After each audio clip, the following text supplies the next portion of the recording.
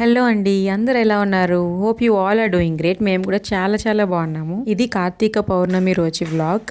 ఆ రోజు evening around 4 o'clock కల్లా జస్సుకి స్నాక్స్ ప్రిపేర్ చేయడం స్టార్ట్ చేశాను. ఇక్కడ అపార్ట్మెంట్ ముందుకి జొన్న అటుకులు వచ్చాయన్నమాట. సో అప్పుడు తీసుకున్నా నేను అవి. ఆల్మోస్ట్ చాలా రోజులు అయిపోయింది, అలాగే పెట్టాను చేయకుండా మర్చిపోయి.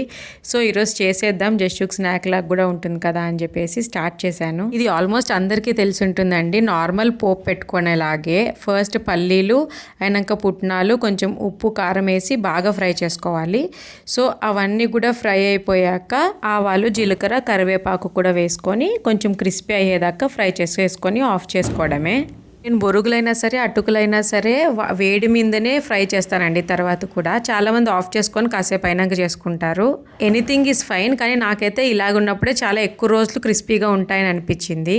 దీనికి ఇంకొక టిప్ ఏంటంటే, మనం వెంటనే స్టీల్ ఆర్ ప్లాస్టిక్ బాక్స్ ఏదైనా సరే అందులోకి వేసి పెట్టేసుకున్నాం అనుకోండి, అవి ఎక్కువ రోజులు చాలా క్రిస్పీగా అండ్ టేస్టీగా ఉంటాయి. మనం అలాగే బయట పెడితే కొంచెం త్వరగా మెత్తగైపోతాయి. యాక్చువల్లీ మేము చిన్నగున్నప్పుడు చిన్న అటుకులను వచ్చేవి మేము స్కూల్కి వెళ్ళే టైంలో. అవి ఆయిల్లో డీప్ ఫ్రై చేసేవాళ్ళు. చాలా అంటే చాలా యమ్మీగా ఉండేది.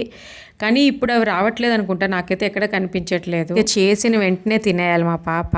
అది చేసిన రోజు ఒక్కటే తింటుందండి, మళ్ళీ నెక్స్ట్ రోజుకే బోర్ కొట్టేస్తాయి. మీ పిల్లలు కూడా ఇంతేనా? నాకు కామెంట్స్లో చెప్పండి.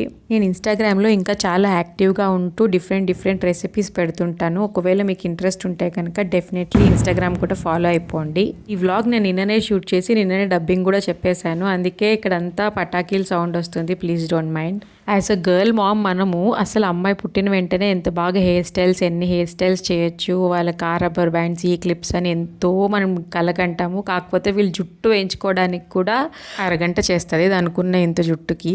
అన్నిటికీ టైం వేస్ట్ అండి. అసలు ఏ చేయాలన్నా కూడా 15-20 minutes ఎలాగైపోతుందో కూడా తెలియదు. మార్నింగ్ లేచినప్పటి నుంచి నైట్ పడుకునేదాకా టైం అస్సలు తెలియదు వీళ్ళతో.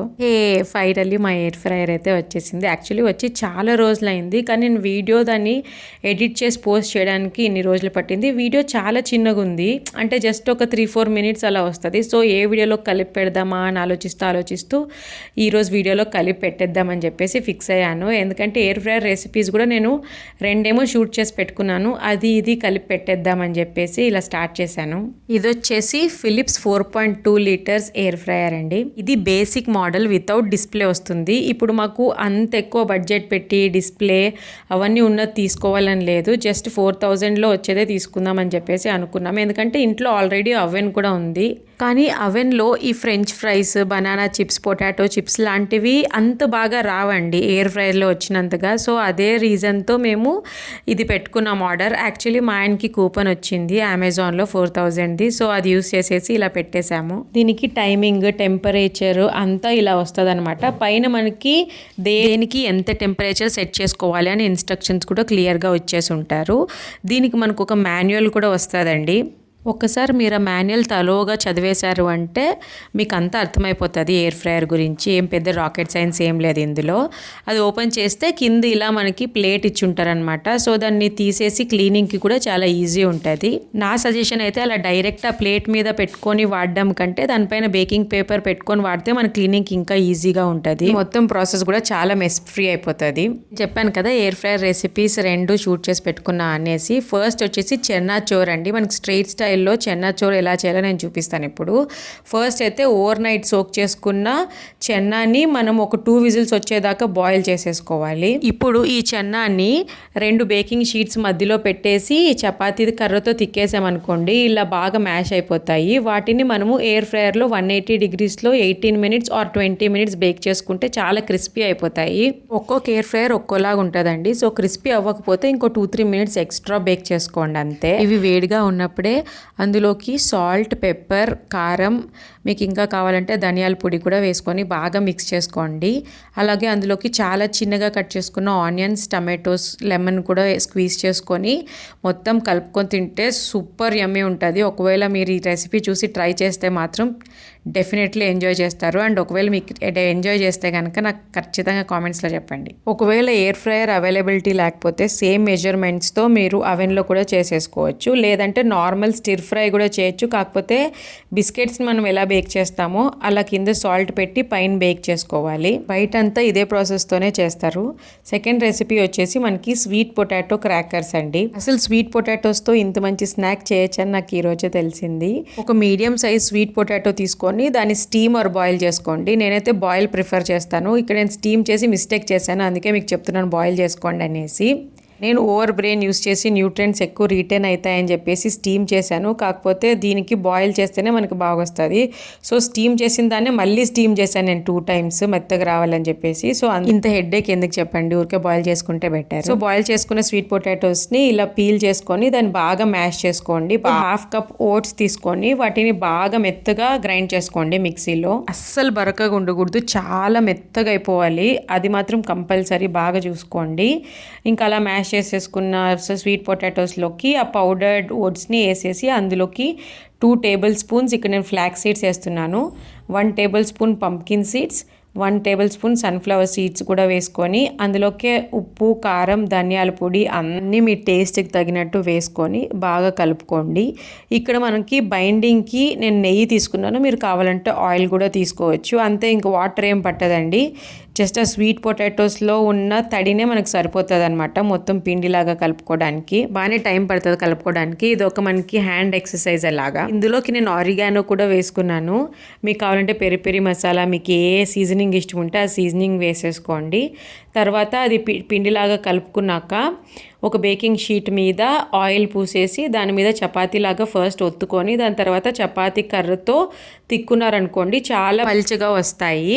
లేదు చేత్తోనే ఒత్తుకున్నారంటే కొంచెం మందంగా వస్తాయి అంతే. మందంగా వస్తే ఏమవుతుందంటే బేకింగ్కి టైం ఎక్కువ తీసుకుంటుంది. మనం ఎంత పల్చగా చేసుకుంటే అంత తొందరగా బేక్ అవుతాయి అనమాట, అవెన్లో కానీ ఎయిర్ ఫ్రైయర్లో కానీ. ఇలా బాగా తిక్కొని మీకు ఇష్టం వచ్చిన షేప్స్లో కట్ చేసుకోవచ్చు. ఇక్కడైతే నాకు కుక్కీ కట్టర్స్ ఉన్నాయి, ఇవి చాలా చిన్నగా వచ్చాయి కుక్కీ కట్టర్స్. సో దీనికన్నా వాడదామని చెప్పేసి ఇలా వాడుతున్నాను. ఫస్ట్ అయితే హార్ట్ షేప్స్ తీసుకున్నాను, దాని తర్వాత టెడ్డీ బేర్ షేప్స్. ఇలా కాసేపు షేప్స్తో ఆడుకొని దాని తర్వాత ఇంకా నాకు చాలా అయిపోయి స్క్వేర్ షేప్స్తో కట్ చేశాను. సో ఇక్కడ నేను మీకు షేప్స్తో ఉన్నవి మాత్రమే చూపిస్తున్నాను, ఇంకా చాలా వచ్చాయి. వీటికి కొంచెం ఆయిల్ బ్రష్ చేసేసి 180 degreesలో 20 minutes బేక్ చేసుకున్నాం అనుకోండి, చాలా క్రిస్పీగా వచ్చేస్తాయి.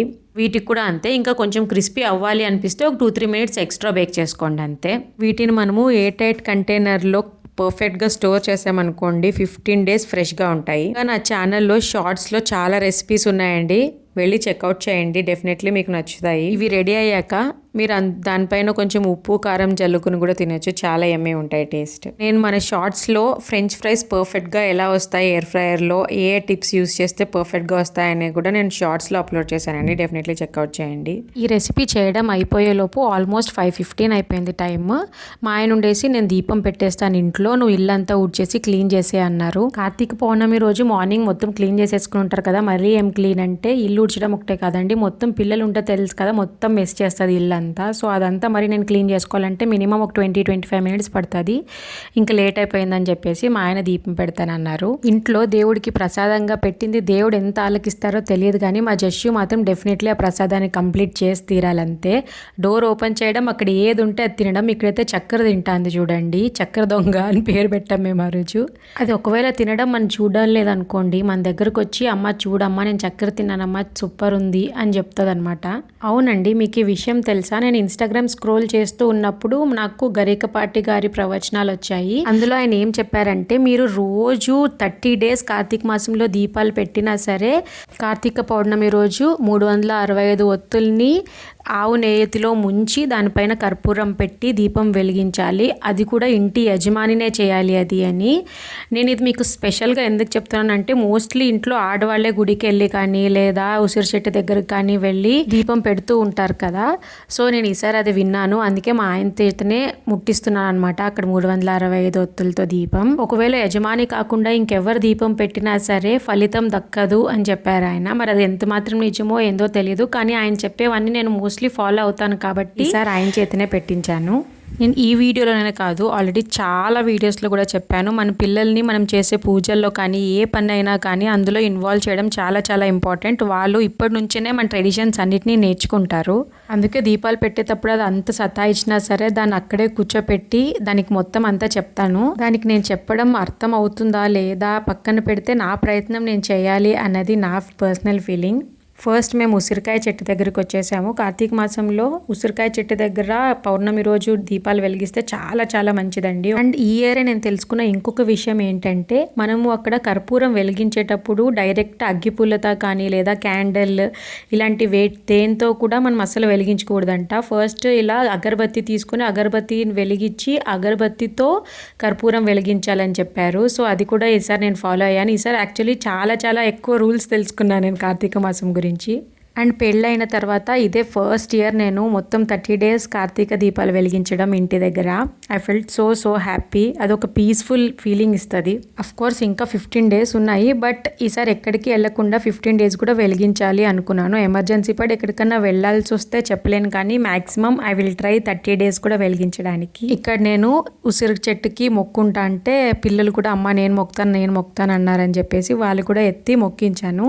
అదే అండి, పిల్లలు మనం ఏం చేస్తే దాన్ని చూసే నేర్చుకుంటారు. మనం చెప్పింది కంటే వాళ్ళు చూసిందే ఎక్కువ నేర్చుకుంటారు. ఇక్కడ ఉసిరి చెట్టు దగ్గర మా ఆయన పెట్టాడు దీపం. సో ఇక్కడ శివాలయంలో కూడా ఆయనే పెట్టమంటే ఆయన ఉండేసి ఒకటి నేను పెట్టాను కదా పర్లేదులే ఇప్పుడు నువ్వు పెట్టు అన్నారు. సో ఇక్కడ వచ్చేసి నేను దీపం పెడుతున్నాను. డెకరేషన్ అయితే చాలా చాలా బాగా చేశారండి. కోటి దీపోత్సవం లాగా మొత్తం అన్ని దీపాలు ఇంకా వెలిగించలేదు, మొత్తం అంతా అక్కడ అరేంజ్ చేశారు. మేము త్వరగా వచ్చేసాము, మళ్ళీ జస్సుకి నిద్ర వచ్చి పడుకుంటుందని చెప్పేసి. యాక్చువల్గా లోపలే వెలిగిద్దాం అనుకున్నాం, కానీ అక్కడ పూజారి వాళ్ళు ఉండి ఫస్ట్ వాళ్ళ ఫ్యామిలీ వాళ్ళు వచ్చి వెలిగించాలి, దాని తర్వాత ఎవరికైనా అలౌ చేస్తామన్నారు. సర్లే అని చెప్పేసి ఇక్కడ నేను బయట వెలిగిస్తున్నాను. మా కార్తీక పౌర్ణమి మేము చాలా సింపుల్గా ఇలా సెలబ్రేట్ చేసుకున్నాం. మీరు ఎలా చేసుకున్నారో ఖచ్చితంగా కామెంట్స్లో చెప్పండి. It will be great conversation.